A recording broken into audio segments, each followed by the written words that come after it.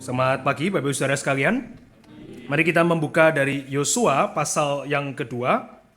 Kita akan membaca Yosua pasal yang kedua ayat ke-8 sampai dengan ayat ke-12. Kita akan baca secara bergantian. Saya membaca ayat 8, ayat genap. Bapak Ibu membaca ayat yang ganjil dan demikian seterusnya sampai dengan ayat ke-12. Demikian firman Tuhan, Yosua pasal yang kedua ayat 8. Sebelum kedua orang itu tidur, perempuan itu naik ke Sotoh untuk menemui mereka. Ayat 9.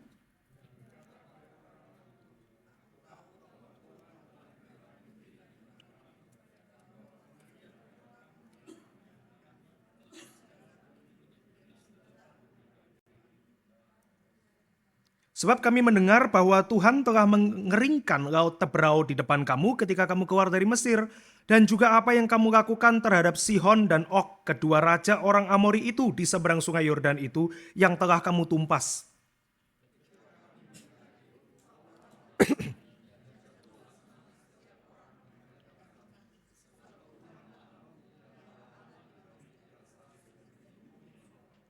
Sekarang karena aku telah menunjukkan kasih setia terhadapmu, bersumpahlah demi Tuhan bahwa kamu juga akan menunjukkan kasih setia terhadap kaum keluargaku. Berikanlah kepadaku suatu tanda yang menjamin. Saya akan baca ayat 20 sampai dengan ayat ke-24. Demikian pula jika engkau memberitahukan tentang kami ini, kami akan bebas dari sumpah yang kau suruh kami ikrarkan. Perempuan itu menjawab, jadilah seperti yang kamu katakan. Sesudah itu ia melepas orang-orang itu pergi, lalu mengikatkan tali merah tua itu pada jendela. Mereka pun pergi dan tiba di pegunungan. Mereka tinggal di sana selama 3 hari, sampai pengejar-pengejar itu pulang.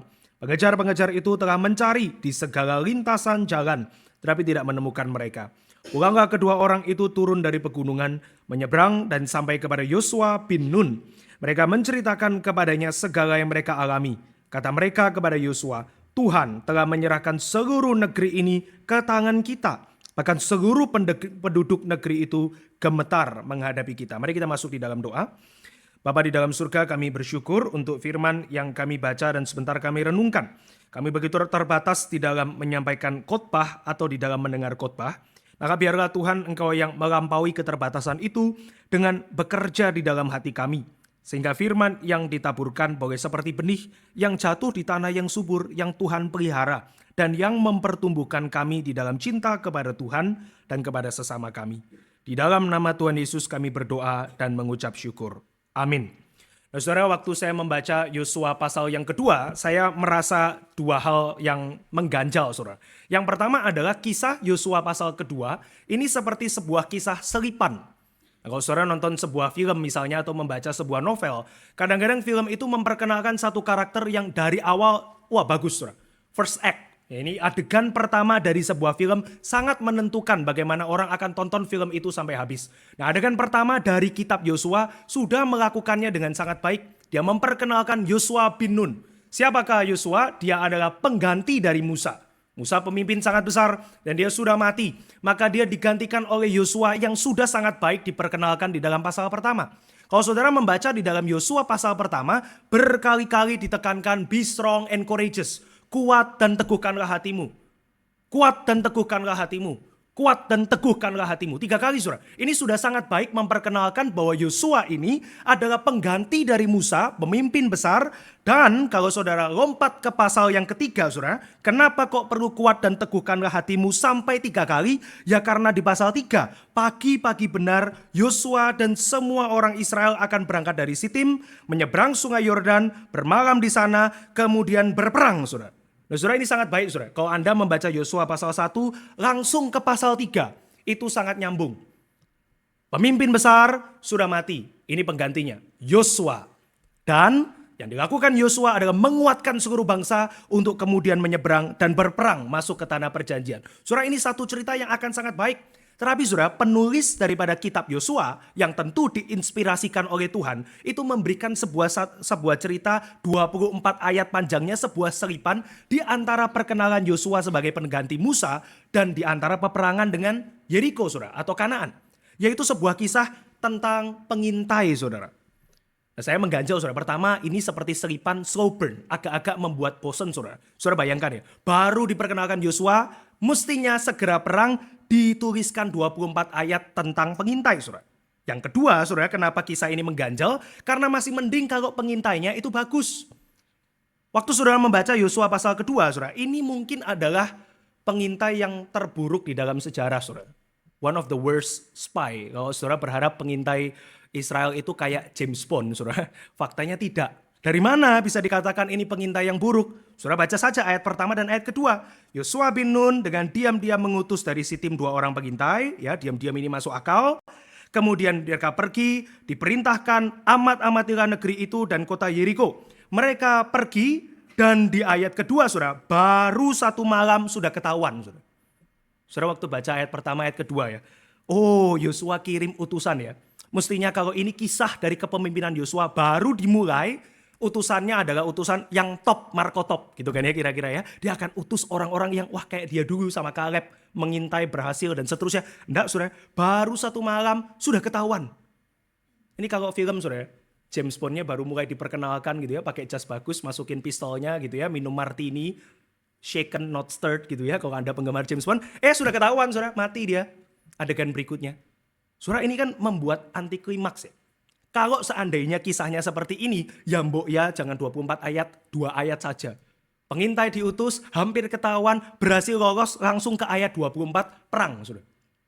Saudara, kenapa ya? Mesti ada 24 ayat menjelaskan sebuah kisah selipan yang cukup panjang, cukup ribet, dan kemudian menjelaskan ketidakberesan orang Israel, ketidakbecusan mereka di dalam memasuki tanah Kanaan.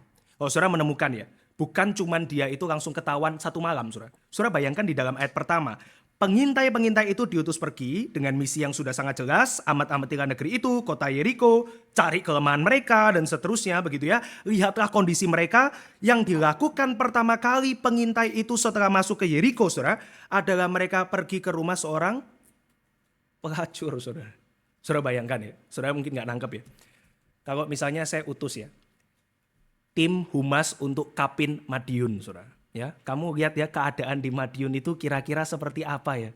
Oh siap, mesti lihat apa? Ya kamu lihat apakah gereja di sana kita bisa ajak kerjasama, begitu kan ya. Apakah orang-orang di sana itu haus akan firman Tuhan? Kira-kira pergumulan mereka itu apa, begitu kan ya. Kalau tim humas kita pergi ke rumah pelacur di Madiun. Ini sebentar kan disuruhnya mengamati negeri itu seperti apa. Kenapa kamu pergi ke sana? Gak tahu, saudara. Dan yang kedua, bukan cuma mereka pergi ke rumah pelacur, questionable kan ya. Pengintai umat Tuhan kok perginya ke rumah zonah, rumah tidur, rumah pelacur. Yang kedua adalah rumah pelacurnya pun itu di tembok kota, saudara, tempat orang keluar masuk. Berarti banyak pengawalan di sana. Kamu sudah pilih rumah yang questionable, tanda tanya. Yang kamu pilih juga lokasinya itu bahaya, saudara. Ya jelas lalu ketahuan cuma 1 malam gitu kan. Kamu belum mengintai apapun, kamu sudah hampir mati, saudara.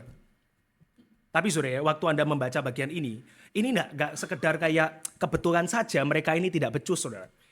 Pengintai-pengintai yang kurang capable ini, itu sebetulnya adalah menggambarkan orang Israel yang nggak siap masuk ke dalam tanah perjanjian, saudara. Mereka itu kalah strategi, kalah kekuatan, kalah start, kalah jumlah. Mereka itu kalah banyak hal lah, macam-macam lah. Sehingga gambarannya ya ini. Kalau mereka masuk dengan kekuatan mereka, 1 malam mereka selamat kemudian mati. Saudara anggap ya, pengintai ini menggambarkan negeri Israel yang sebetulnya gak capable untuk menghadapi musuh-musuh di depan mereka. Saudara. Pengintai-pengintai itu ya musuhnya sudah game over kan ya. Mereka baru datang semalam, ketahuan, Raja Yeriko tahu, diutus utusan pasukan untuk menangkap mereka, dan seharusnya mereka dieksekusi, game over, saudara. Fakta bahwa ayat-ayat ini masih bisa diteruskan sampai ayat ke-24, itu adalah plot twist yang Tuhan simpan, saudara. Biasanya plot twist di belakang, saudara. Tapi somehow hari ini lagu keempat, saudara, referennya juga di awal, saudara ya. Plot twistnya di awal, yaitu adalah seorang namanya Rahab, yang somehow kebetulan itu pemilik rumah di mana mereka datang, rumah pelacur, itu yang tiba-tiba tidak melakukan tugasnya untuk melaporkan mereka ke utusan Raja Yeriko. Seandainya Rahab itu berlaku sebagaimana biasanya, ya dia diserahkan kepada utusan Yeriko, ya sudah game over di situ. Saudara lihat ya, ini membuktikan bahwa setidaknya ya, Anda bisa mendapatkan satu argumentasi bahwa Alkitab kita itu betul-betul adalah sesuatu yang terjadi, saudara.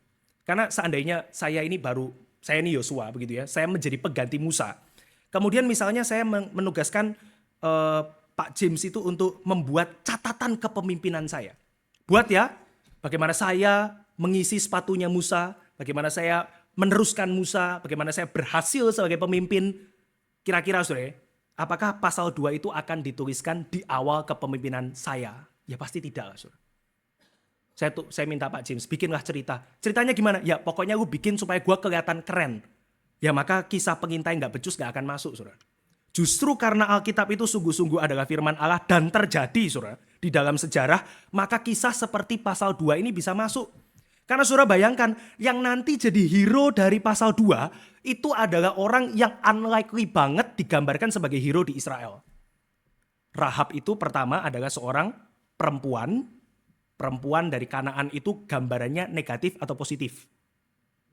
Negatif ya, saudara, nggak pernah positif ya. Pertama dia adalah perempuan Kanaan. Orang asing, negatif. Yang kedua, saudara, dia bukan cuma seorang asing, dia pelacur, saudara. Negatif atau positif? Negatif. Bukan saja dia perempuan asing dan pelacur, dia juga adalah musuh. Tentu negatif, saudara. Saudara bayangkan, kalau ini adalah kisah buatan manusia, ya hero-nya nggak mungkin seperti ini, saudara. Kalau ini adalah kisah buatan manusia, maka akan dituliskan pengintai itu berhasil mengelabui semua pertahanan dari Yeriko, mendapatkan rahasia dari Yeriko, menemukan kelemahannya di titik mana, dan kemudian pulang dengan report kemenangan, saudara. Nah ini Yosua kelihatan hebat, karena berarti dia kirim pengintai yang capable. Tapi saudara, pengintai ini nggak capable, karena memang menunjukkan bahwa ini adalah kisah di mana Israel seharusnya tidak bisa masuk ke dalam tanah perjanjian dengan kekuatan mereka sendiri. Mereka akan mencoba dan mereka cuma akan bertahan 1 malam saja sebelum mereka itu mati, saudara. Tapi somehow Rahab itu tampil sebagai karakter yang menggambarkan ancaman terbesar yang sekarang diputar balik menjadi sebuah keselamatan yang besar, saudara. Saya ulang, saudara ya. Rahab adalah perempuan Kanaan. Dia adalah pelacur dan dia adalah musuh. Ini, saudara, adalah orang yang kalau saudara punya kotak imajiner di otak saudara ya. Orang yang saudara gak mau deket-deket, misalnya kotak pertama yang suka bilang pinjam dulu 100, nah ini saudara gak mau deket-deket kan ya, sama yang suka ngutang gitu saudara mau jauh-jauh. Yang kedua, kalau dia itu kelihatan wajahnya selalu cemberut, gak mau nyapa orang, kemudian dikit-dikit nyatek, saudara tau nyatek ya? Itu kalau saya punya kura-kura aligator snapping turtle, saudara. Snapping, apa itu bahasa Indonesianya? Nyatek bahasa Jawa, saudara. Gigitan gitu ya. Ini dikit-dikit nih kalau dielus gigit. Nah, saudara nggak mau deket-deket sama orang yang snapping, saudara. Yang hap gitu kan, saudara nggak mau ya. Terus kemudian saudara nggak mau deket-deket dengan orang yang misalnya terkenal sebagai pemfitnah, begitu kan ya, penggosip. Wah, ini saudara hati-hati. Nah, saudara, Rahab itu kira-kira ya tadi semua. Perempuan musuh, pelacur, dan dia adalah seorang asing. Wah, itu semua dicentang, saudara. Dan somehow di dalam kisah awal kepemimpinan Yosua, di dalam generasi yang baru dari Israel, Tuhan mau menunjukkan bahwa ini loh, ancaman terbesar kepada kamu, 3 tadi, perempuan asing, pelacur, musuh, menjadi hero of the story. Saudara lihat cara Tuhan menceritakan kisah dia itu humor, saudara. Ini adalah sebuah kisah yang ironis dan komedik, saudara. Bukan karena pengintaimu itu jago. Pengintaimu mestinya sudah mati baru 1 malam. Tapi lihat ya, ada seorang Rahab yang kamu gak kira-kira somehow dia menjadi hero of the story. Kenapa saudara Rahab itu mau membela, melindungi pengintai Israel? Nah, saudara kadang-kadang membaca kisah Rahab yang saudara ingat adalah dia seorang pembohong, begitu kan ya? Dan memang dia pembohong, saudara. Dia berkata begini, saudara. Waktu Raja Yeriko kirim utusan, tanya, di manakah orang-orang pengintai yang datang untuk mengintai negeri ini? Maka Rahab mengatakan begini, saudara. Memang orang-orang itu telah datang kepadaku, tetapi aku tidak tahu dari mana mereka. Bohong gak, saudara? Bohong yang pertama, saudara ya. Dan ketika pintu gerbang hendak ditutup menjelang malam, keluarlah orang-orang itu. Bohong yang kedua, saudara. Aku tidak tahu kemana orang-orang itu pergi. Bohong yang ketiga, saudara. Segeralah kejar mereka, tentulah kamu dapat menyusul mereka. Bohong yang keempat. Saudara, sekali ngomong 1 paragraf 4 kebohongan, saudara. Ini pembohong handal, saudara. Ya sebagus-bagusnya Anda berbohong, tidak lebih jago dari Rahab. 4 kebohongan di dalam 1 paragraf. Nafas pun belum. 4 kebohongan, saudara. Saudara kalau membaca Rahab ini, saudara akan tergelitik. Dan kemudian saudara kadang-kadang ya, kita itu langsung pertanyaannya adalah, oh berarti bohong itu boleh ya, gitu kan ya. Kita ini manusia berdosa, saudara ya. Kisahnya bukan tentang bohong itu boleh, tapi kita itu langsung, oh bohong itu berarti boleh ya. Nah ini kelemahan kita, saudara. Tapi saudara, kita bicara sedikit kebohongannya ya. Pertama, apakah Rahab tahu dari mana dua orang itu berasal? Tahu saudara. Kalau Anda membaca tadi yang kita baca pertanggapan, ayat 8 sampai ayat 11, dia tahu loh. Mereka ini orang Israel, penyembah Allah Yehova, dulu ngapain aja kepada raja orang Amori, tahu saudara. Apakah betul dua orang itu sudah pergi? Tidak. Karena pada waktu Rahab mengatakan mereka sudah pergi, waktu gerbang mau ditutup, orangnya masih di atas rumahnya, saudara. Sotoh rumahnya. Disembunyikan di bawah tumpukan rami, bahan untuk bikin linen, saudara. Apakah kemudian utusan Raja Yeriko bisa menyusul mereka? Tidak, masih di atas kok. Kemudian nanti Rahab memberikan sebuah strategi, kamu sembunyi di gunung-gunung ya, jangan keluar 3 hari sampai pengejar-pengejar itu pulang. Saudara, di dalam satu paragraf, nafas pun belum, 4 kebohongan menipu, saudara. Tapi saudara ya, yang lebih penting itu bukan boleh bohong atau tidak. Nanti saya akan jawab itu, saudara. Tapi saudara, kenapa utusan-utusan Raja Yeriko itu percaya, saudara, dengan kebohongan Rahab, saudara? Bukan karena kehandalan Rahab di dalam berbohong, saudara. Tapi faktanya, saudara, karena tidak masuk akal jika seorang perempuan pelacur dan adalah musuh orang Israel itu berbohong demi pengintai Israel, saudara. Tidak masuk akal.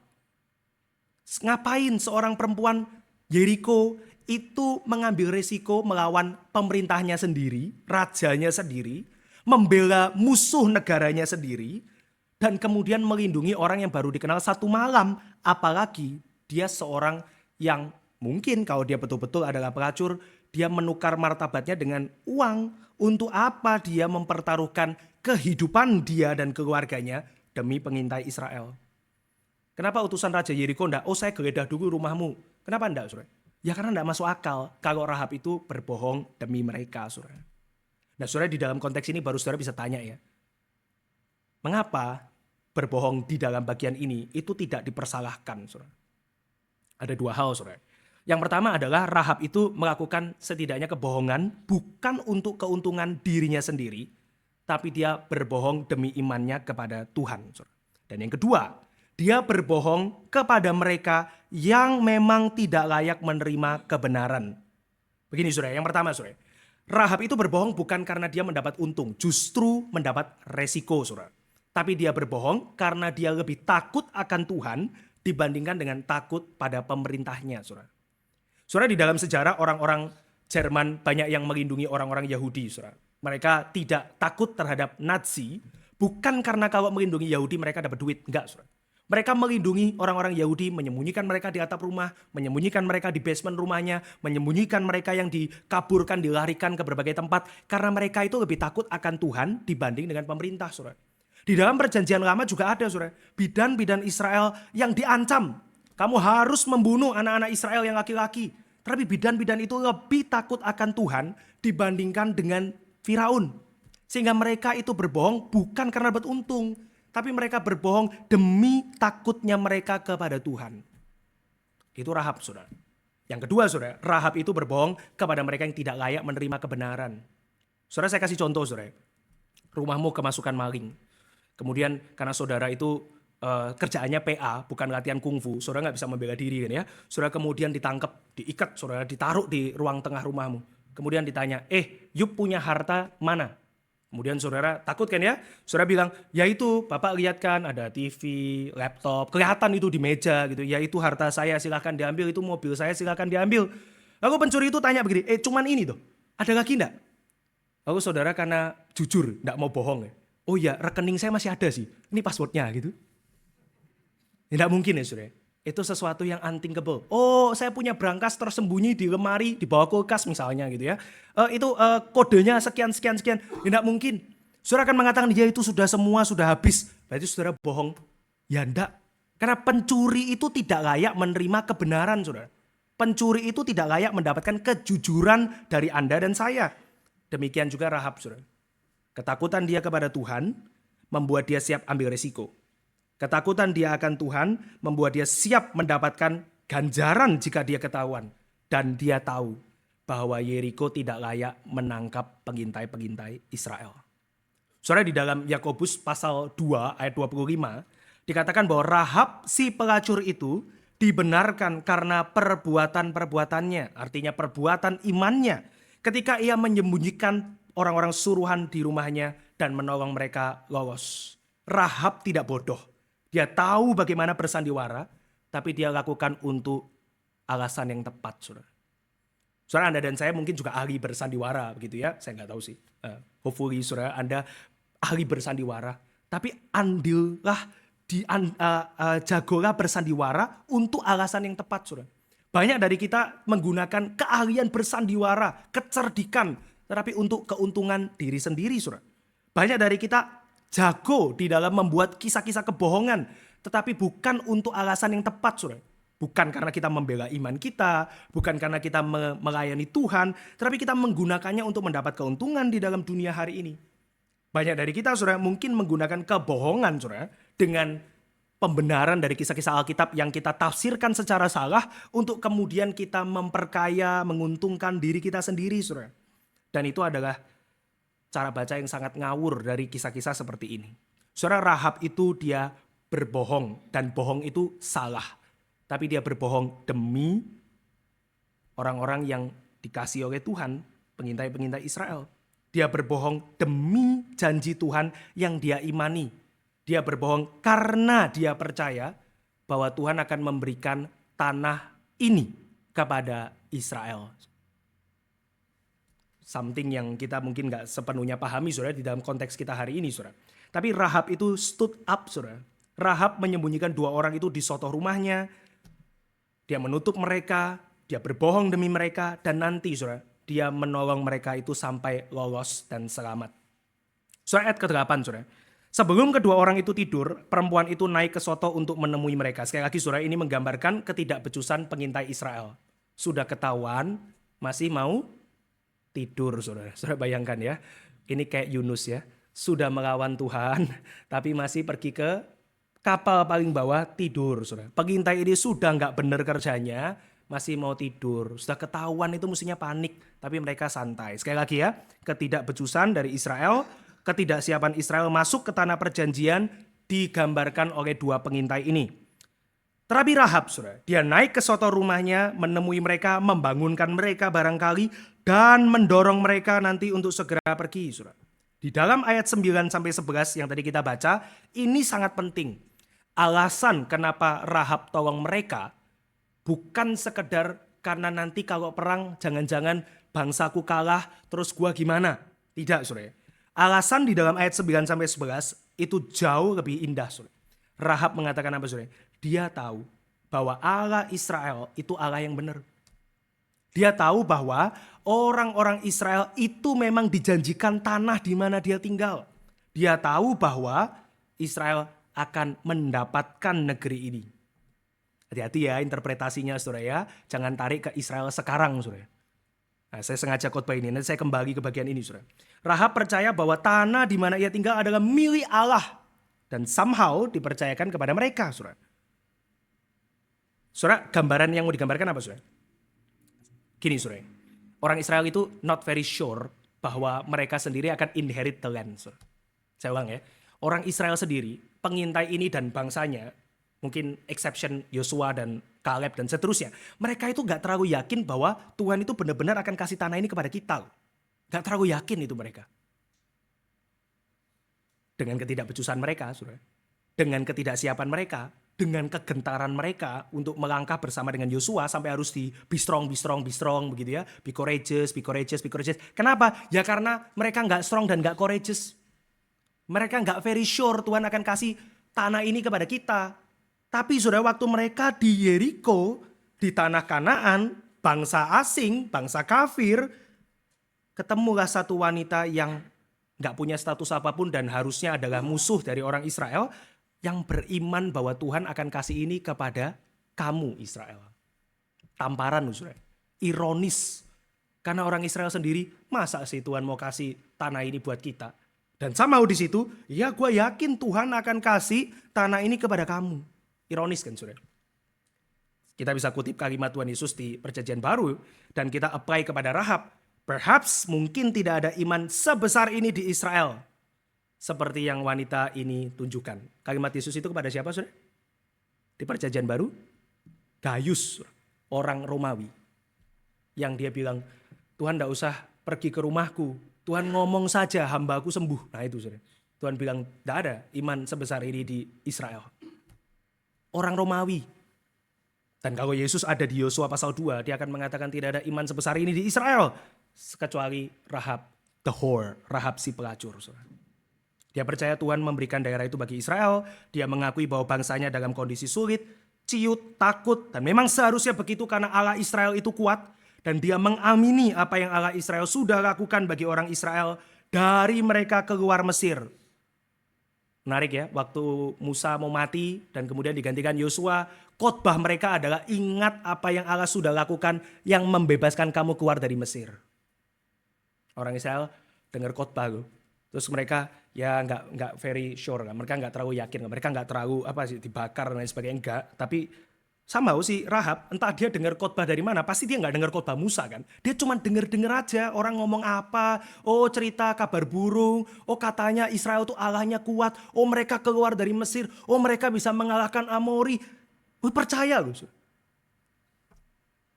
Aplikasi sederhana saudara, Anda bisa saja dengar khotbah banyak saudara, dan belum tentu Anda lebih percaya dari orang yang mungkin di pelosok baru sekali dengar khotbah, pernah dengar Injil, pernah diceritakan oleh orang misionaris sederhana, pernah ketemu di mana ya ayat Alkitab, ada orang bertobat literally happening kan ya, bertobat karena dia membaca sobekan kertas Alkitab yang cuma berapa ayat saudara. Ini Rahab saudara. Dari mana dia dengar khotbah Musa dan Yosua? Pasti enggak. Tapi dia tahu saudara, dan dia percaya saudara. Ironis ya, kayak ditampekin gitu saudara. Pengintai-pengintai Israel tuh kayak, lu aduh masih mau tidur gitu ya. Kamu nih mesti segera pulang ke Yosua. Kenapa mesti segera pulang? Karena kamu mesti segera masuk ke sini, mesti masuk ke negeri ini. Kami ini gentar takut kepada Allahmu. Dan orang-orang Israel itu santai saudara, mau tidur, mereka di sotoh rumah ditutupin rami saudara. Kayak kita ya. Kita mungkin di dalam bahaya yang kita nggak terlalu sadar, kita terlalu santai. Saudara. Kita mau tidur di dalam bahaya, kita nggak segera bergegas. Saudara. Kita nggak segera bangun dan menyadari bahwa waktu ini singkat dan yang kuat itu Allah kita. Ya. Kita ini diingatkan oleh orang-orang yang unlikely di dalam kehidupan kita untuk segera bangun dan bergegas. Saudara. Tapi kita pengennya santai-santai, tidur di sotoh rumah Rahab. Saudara. Jadi saudara ya, Rahab itu convinced, dia sangat yakin bahwa Allah Israel itu kuat dan dia akan memberikan negeri kepada Israel. Dia bukan Israel secara etnis, tapi dia Israel secara iman. Dari mana saudara kalimat ini? Saudara? Paulus, dia mengatakan kamu bukan anak Abraham secara daging, tapi kamu anak Abraham secara rohani. Rahab itu sudah menunjukkan saudara, apa yang Paulus 2000 tahun berikutnya akan bilang. Saudara. Dia bukan Israel secara etnis, tapi dia lebih Israel dari Israel. Dia sangat mengamini apa yang Tuhan janjikan kepada orang-orang Israel.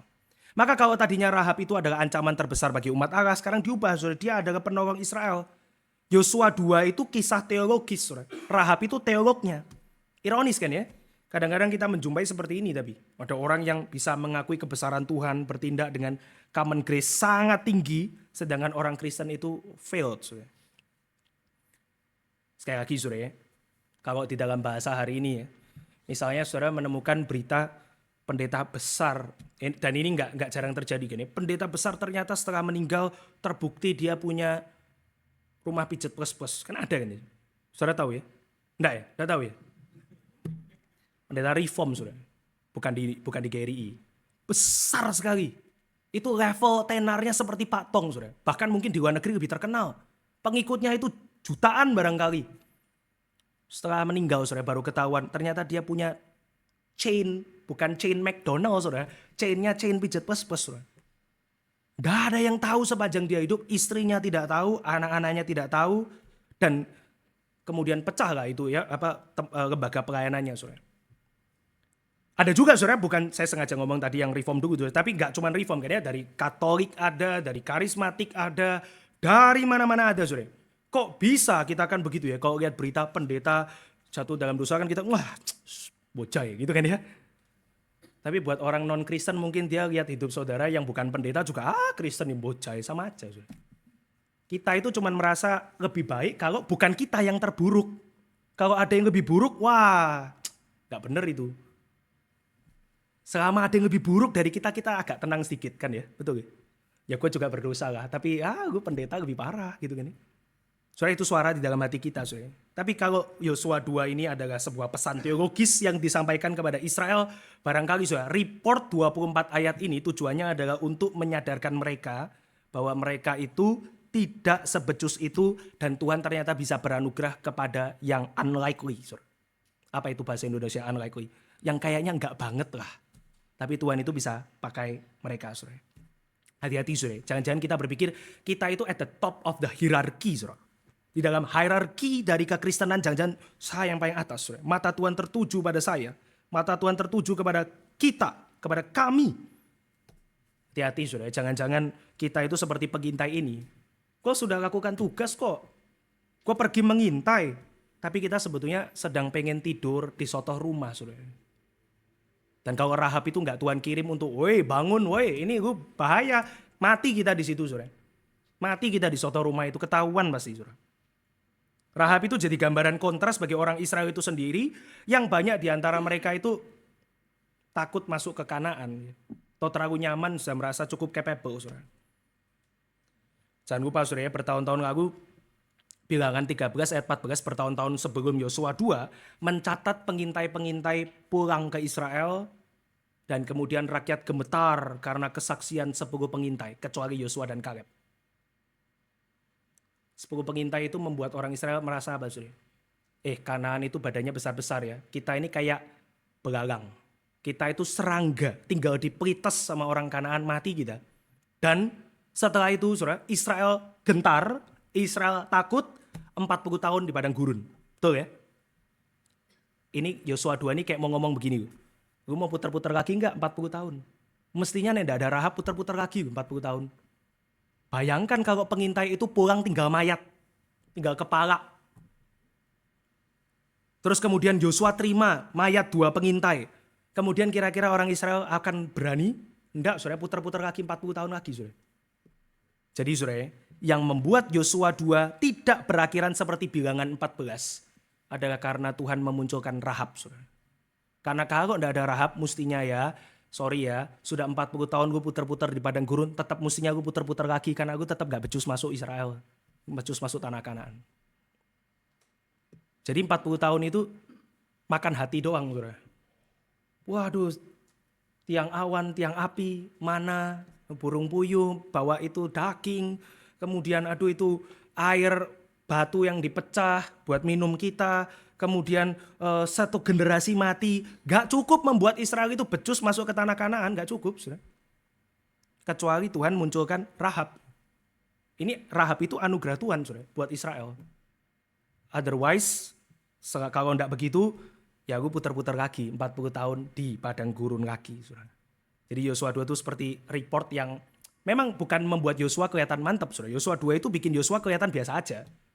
Bukan Yosuanya yang kelihatan mantap, Saudara. Tapi ini seperti sebuah ajakan atau sebuah warning. Kamu bakal beriman gak kali ini? Atau kamu takut lagi kayak zaman dulu? Bilangan itu. Sebelum kamu putar-putar itu. Sudah mau masuk gak jadi. Mau gak jadi lagi. Saudara, ini menarik, Saudara. Karena di sini, Saudara ya. Tuhan itu yang saving the day kan. Sekali lagi kan ya. Ini bukan catatan kehebatan Yosua. Ini catatan kehebatan Tuhan. Yang bisa menggunakan seorang Rahab dan bisa menyelamatkan 2 pengintai yang mestinya sudah mati itu. Ayat 12 sampai 14. Saudara. Kemudian Rahab itu meminta tanda kasih setia. Saudara, dia meminta hesed, kasih setia terhadap dia dan keluarganya. Dia minta keselamatan, Saudara. Dan kita bisa sinis ya bacanya ya. Oh berarti Rahab ada maunya gitu ya. Sudah nolong ternyata ada maunya. Tapi Saudara, kita bisa baca juga secara hopeful. Bahwa Rahab itu mengingatkan mereka akan pentingnya perjanjian yang mereka sendiri tidak ingat, Saudara. Saudara, saya agak cepat, Saudara. Pengintai itu bilang gini kan, oke, kamu minta tanda. Kamu nanti ikat tali benang merah tua atau benang kirmisi itu. Kamu ikat di tembok rumahmu, begitu ya. Nanti kalau kita masuk serbu Yeriko, kalau ada tanda itu, kita tidak akan bunuh yang ada di dalam rumah. Saudara, ini maknanya apa, Saudara? Penting banget gitu ya. Tali benang merah diikat. Ini makna perjanjian, Saudara. Di dalam Keluaran 12, Saudara. Orang Israel malam tulah terakhir. Tuhan bilang apa saudara? Kamu mesti sembelih korban dan bubuhkan darah korban itu di rumahmu atau daun jendela di rumahmu. Setiap rumah yang ada tanda darah itu, maka malaikat Tuhan akan melewatkan rumah itu dan tidak membunuh anak sulung di rumah itu. Dan orang Israel lakukan, saudara. Saudara, ini doktrin keselamatan, saudara. Seandainya ya, saya membayangkan dua orang Israel itu ngomong-ngomong siangnya. Kan malamnya tuh Tuhan akan membunuh anak sulungnya. Kemudian dua orang itu ngomong-ngomong, saudara. Saya sama Pak Budiono misalnya. Ya, Pak, lu tahu Pak, itu kata Musa, malam ini kita mesti kasih darah ya Pak ya. Terus Pak Budiono bilang, iya.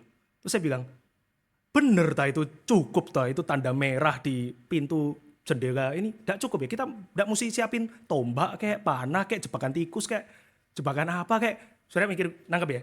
Terus misalnya Pak Budiono bilang gini, iya Pak Filbert, percayalah sama Musa, itu kan Tuhan yang bilang lewat Musa. Pokoknya ada darah di pintu rumah, tidak mati anakmu gitu kan ya.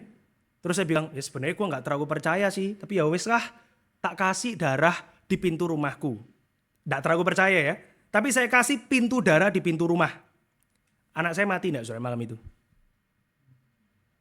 Saya ulang ya, Pak Budiono yakin banget nih, jemaat saleh nih. Oh saya kasih itu, Tuhan bilang lewat Musa nih, pokoknya saya kasih darah, anakku gak mati gitu kan ya. Terus saya bilang, saya gak terlalu yakin sih, tapi ya wes lah, tak kasih darah karena itu katanya, kata-kata Tuhan lewat Musa. Sama-sama rumah kita ada darah di pintu. Yang mati anaknya siapa saudara? Tidak ada kan? Itu keselamatan saudara. Saudara tahu ya doktrin anugerah ya. It doesn't matter what you believe, but you do sesuai apa yang kata Tuhan. Gak mati saudara. Kita bisa bilang gini saudara. Emang itu papa mamanya Rahab itu pasti sudah percaya gitu. Ya kan ya? Nggak masuk akal kan? Masuk no semua yang kamu mau masuk no. Papamu, mamamu, anakmu, saudaramu. Masuk no semua pokoknya ada tali benang merah, nggak mati. Salvation. They pass through. Rumah itu dilewati. Saudara. Pada waktu Keluaran 12 dan pada waktu Yosua dan pasukan Israel nanti masuk ke Yeriko. Saudara. Ini gambar perjanjian, saudara. Bukan sekedar, oh berarti tidak harus percaya. Bukan itu poinnya, saudara. Tapi salvation itu memang nggak pernah depending on, bergantung pada seberapa Anda bisa mempertahankan keselamatan. Enggak, saudara. Anugerah ya anugerah, saudara. Maka saya selalu ingat kalimat Pendeta Agus ya. Dia mengatakan bahwa kalau kamu bicara tentang salvation by grace alone, benar-benar kamu membicarakan saved by grace alone, itu akan terdengar seperti antinomianisme. Tidak ada hukum. Seperti tidak ada hukum. Tentu kita tahu setelah kita diselamatkan kita harus hidup bagi Tuhan dan seterusnya. Itu betul saudara. Itu ada aspek itu. Tapi saudara lihat ya. Ini bukan sekedar ikat totali benang merah. Oh pokoknya ada rumah itu koncoku. Bukan saudara. Ini mau bicara tanda perjanjian. There is a blood of the covenant. Ada darah perjanjian. Dan kalau ada darah perjanjian, meskipun digambarkan dengan tali benang merah, maka ada keselamatan di situ. Saudara, dari perjanjian lama, Tuhan sudah menyiapkan umatnya untuk siap dengan berita keselamatan dari anugerah. Saudara. Mereka sudah disiapkan untuk menerima berita keselamatan dari darah yang mereka tidak mengusahakannya. Saudara. Mereka cuma perlu dilindungi di bawah the blood of the covenant. Saudara, teologi perjanjian sangat penting. Saudara. Ingat ya saudara ya, Rahab bukan Israel secara etnis, tapi dia Israel secara iman saudara. Dan itu yang lebih penting saudara. Karena tidak berarti seluruh Israel yang etnis diselamatkan. Tidak berarti semua orang yang punya darah Sem diselamatkan. Tidak berarti semua orang yang disunat diselamatkan. But it's a sign of the covenant. Dan Rahab beriman pada tanda perjanjian yang dia akan ikatkan di tembok rumahnya. Saudara, saudara mungkin memang itu tujuan pengintaian ini. Saudara. Karena saudara lihat ya, di dalam 24 ayat, bahkan sampai nanti mereka itu diloloskan, begitu ya, berlindung di pegunungan, sampai mereka kembali ke Yosua. Saudara, apa sih hasil pengintaian dari pengintai Israel itu? Hasil pengintaian itu kan mestinya begini ya, kalau kita serang dari pintu timur, itu berat. Di situ pengawalnya 2000. Tapi kalau dari pintu selatan gampang. Harusnya kan begitu ya. Pengintaian tuh yang benar begitu, saudara.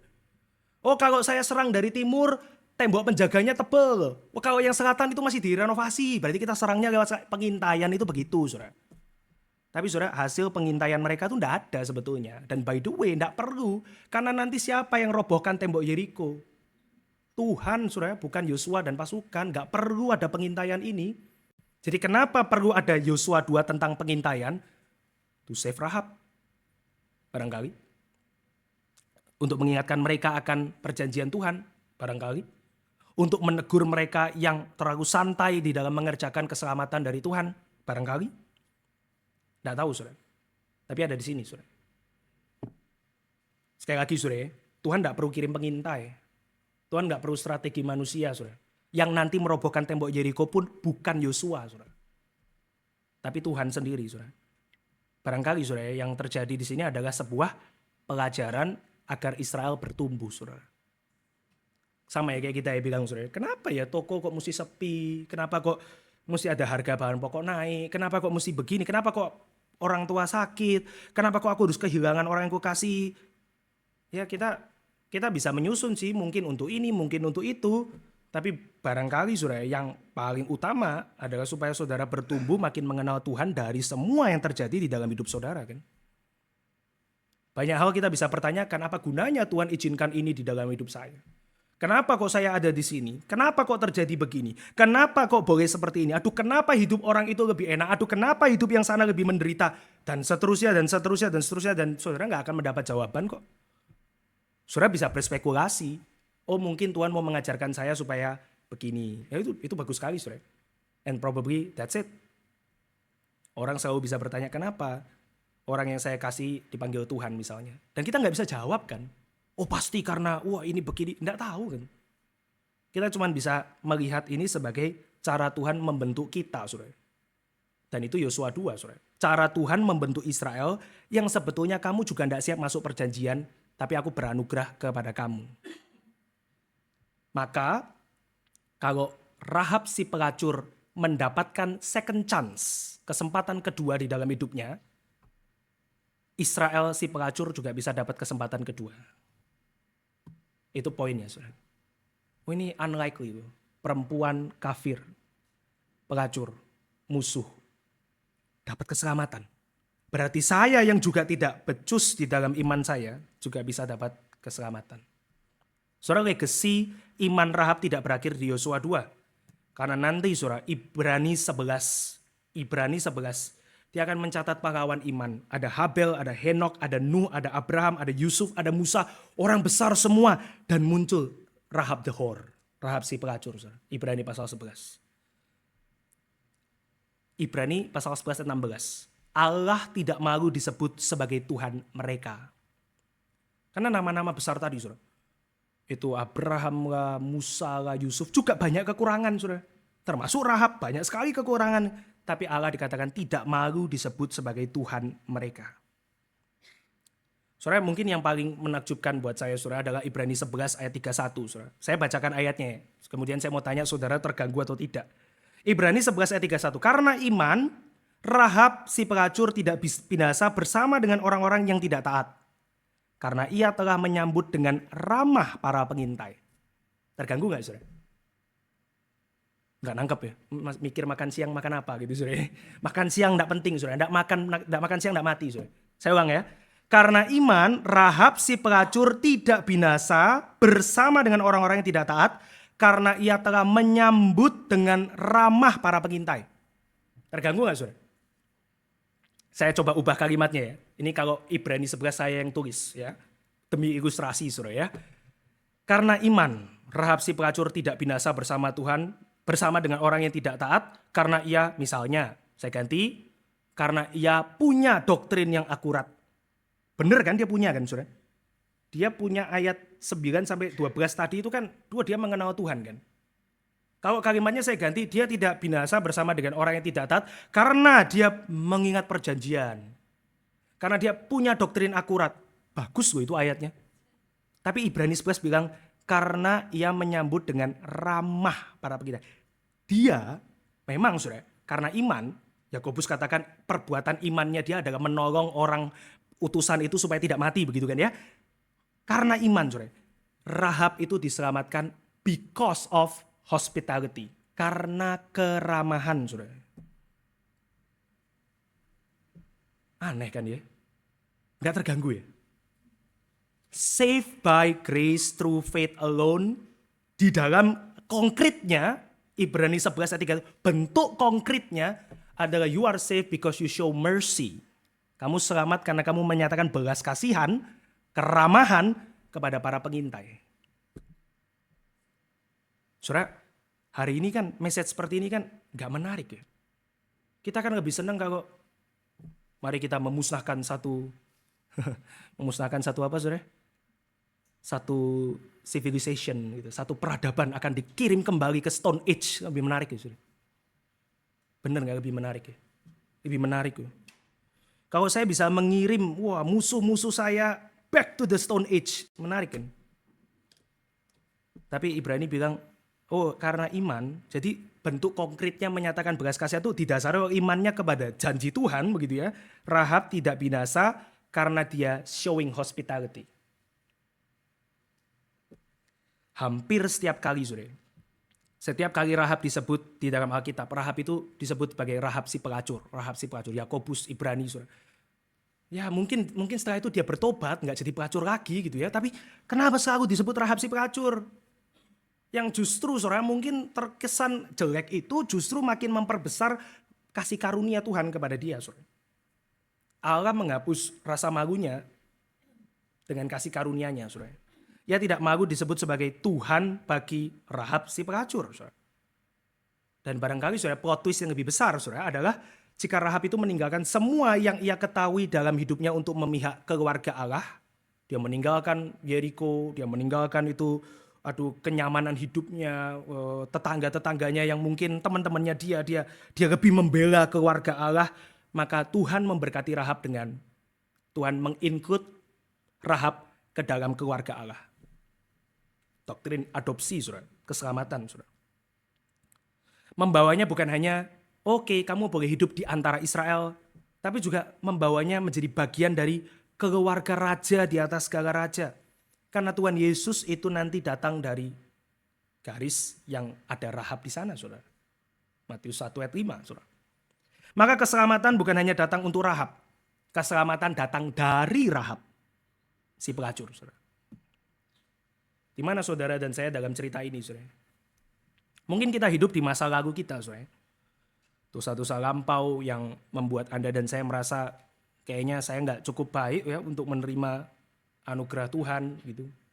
Atau kita di dalam keraguan untuk melangkah dan bersaksi atas iman kita, saudara. Ada orang-orang yang mungkin nggak bebas ya dari rasa bersalah, saya pernah berdosa ini kepada Tuhan. Atau ada orang yang saya nggak berani melangkah bersaksi di hadapan dunia ini, gitu ya. Ini kabar baiknya adalah Injil menyatakan kita semua berdosa dan celaka, tetapi diselamatkan oleh kasih karunia Allah yang luar biasa, saudara. Dengan mengutus anaknya Yesus Kristus, dia menebus Anda dan saya dari dosa dan hukuman, saudara. Dan rasa bersalah, saudara. Dia tidak malu disebut sebagai Tuhanmu. Anda dan saya juga adalah trofi kasih karunia Tuhan yang mulia itu.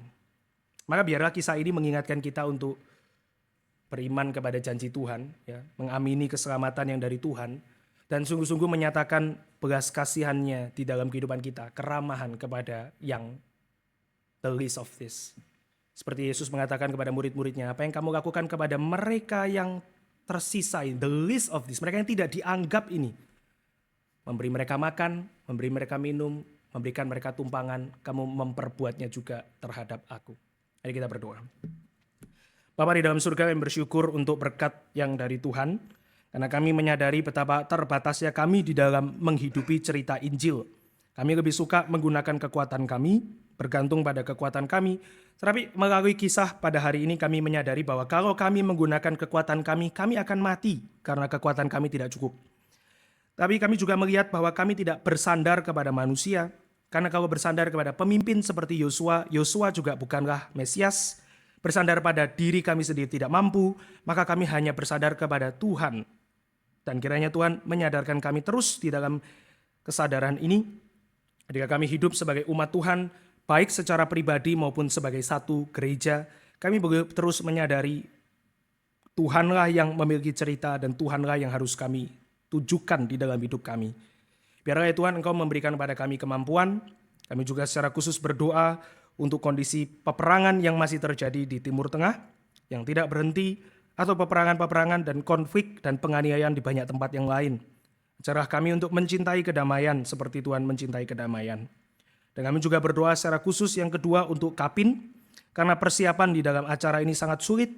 Kami harus bergerak bersama dengan gereja-gereja lokal, bersama dengan orang-orang yang kami tidak terlalu dekat. Tapi kami mau percaya Tuhan bahwa Tuhan juga memakai mereka dan pergumulan mereka di dalam hal ini. Kiranya Tuhan memakai pendeta Stephen Tong yang nanti akan berkhotbah menyampaikan Injil, mengundang pertobatan. Biarlah kami dipertemukan dengan Kristus dan bukan yang lain. Di dalam nama Tuhan Yesus kami berdoa dan mengucap syukur. Amin. Mari kita